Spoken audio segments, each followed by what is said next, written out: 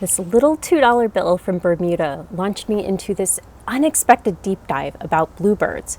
Bermuda's bluebirds are dwindling with fewer than 500 left, but what's even more fascinating is the lesson their story holds for all of us and why it might matter beyond Bermuda. So let me start at the beginning here. A while back, my aunt texted me and told me that she was in Bermuda and she just found something that she just had to send me. And then a few days later, she texts and asks, "Hey, did you check your mail? Did you get my present?" So I run outside to the mailbox, and inside was this small little envelope from my aunt. So I go in the house and I open it up and I find this $2 bill. I was really confused by it until I flipped it over, and then I saw it, the bluebird, and it all made sense. But then I had this moment, and you might have had it too when you were clicking on this video, where I'm just wondering, are there really bluebirds in Bermuda? How did they get there? What's their story? So I do the initial Googling, and yeah, there are bluebirds in Bermuda. But pretty immediately, I also saw that their populations have sharply declined. Like I said,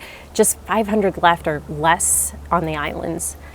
And then I had to know more. I start searching around. I look at the Audubon Society of Bermuda, the Bermuda Bluebird Society, and then I do the thing I always do.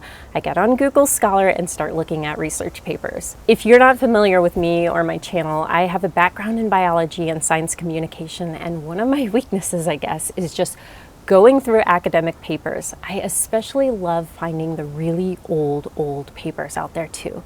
So I start digging around and I learned that these bluebirds were really common a long time ago. But a few things led to their serious decline. The first was when the juniper scale insect decimated the population of Bermuda cedars. And these cedars provided nesting sites for bluebirds, which are secondary cavity nesters, meaning that they nest in tree holes or nest boxes, but they don't excavate them. From the 1940s through the 1950s, the scale insect just crushed the population of cedars. I think it was something like 95% of them were just wiped out, something like that. The other issue was the introduction of the house sparrow. The house sparrow is not native to Bermuda or North America for that matter, and in most places where they've been introduced, they have become invasive, routinely fatally harming native birds and spreading diseases and causing problems with grain crops. Feral cats and other introduced species also caused pressure for bluebirds, and then pesticides became another problem. So it's not just one thing, but it's a combination of things that really affected the population of bluebirds. And on islands, these kind of environmental stresses can really accelerate ecological collapse. And I mean, just think about it for a moment. An island is a smaller landmass, so of course things are going to happen a lot quicker here. Bluebirds and other native species on North America's mainland already face a lot of environmental pressures, but with a bigger space, there's a little more time available to help correct or manage the situation. That's not to say it's not a problem. In fact, that's one of the reasons why I want to talk about this, is because what happens on an island can be a huge lesson for us on how what we do in our own backyards to help birds, it actually matters. But going back to my research, it took a sharp turn. The older papers that I read about how common bluebirds were also suggested that they were native to the islands, which was really cool to me. There were some old papers that suggested that maybe they migrated there in the winter and would leave.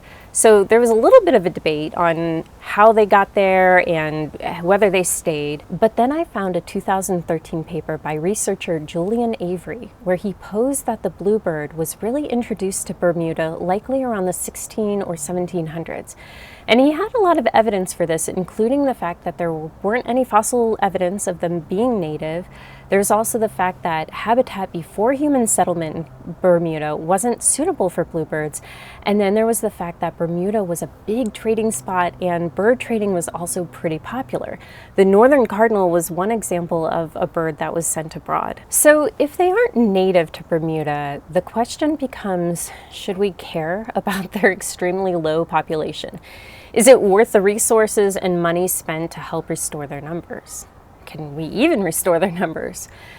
First, there have been some amazing efforts to help the remaining populations and to help them restore their numbers. In fact, these efforts have also been very collaborative, where other U.S. Bluebirders and Bluebird Society chapters have helped. But with human interference and the potential of them not being native, we still have the question of whether we should be doing this in the first place. And I really don't have an answer on that. Maybe you can share your comments and thoughts, but as of right now, there's no indication that helping bluebirds is a bad thing, so that's good. And I'm all in favor for restoring native habitats, so controlling invasive species, replacing the original flora and fauna. All of those efforts are definitely a good thing. And if it helps bluebirds thrive, that isn't bad either, as long as the bluebird population doesn't get out of hand. And I just don't see that happening. The other thing is that not all introduced species end up going crazy and becoming invasive. A lot do, and on an island, as you're seeing, things can get out of control really fast, but that doesn't happen all the time.